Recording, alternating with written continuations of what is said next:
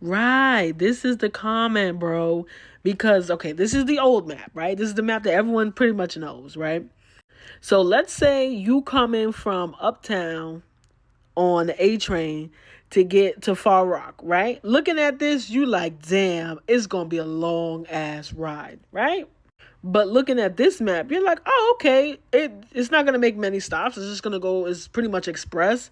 It's gonna stop in the city a few times, and then in Brooklyn, and then we're there. We're in Queens. No, no, it's not that quick. It's not that quick. And then the other thing that someone else mentioned on this map, you can kind of see where the train leaves you and how far you are from something.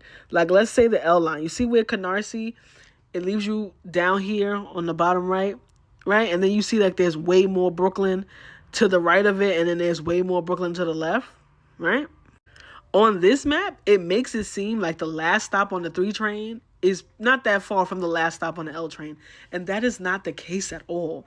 It's like a 20-25 minute bus ride if it's picking up other passengers on the way. And the bus line comes from the other side of Brooklyn to get to where the last stop of the L train is, to get to the last stop of the 3. You see what I'm saying here? Like, if it's easier for tourists to read, fine. But understand, tourists is really going to be, when they get off the train and they too far from something, they're going to be like, damn, I could have took this train to been a little bit closer. You know what I'm saying?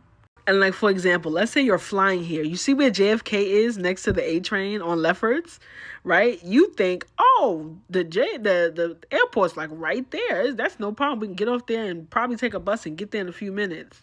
No, bro. You get off and you would have to take the AirTran.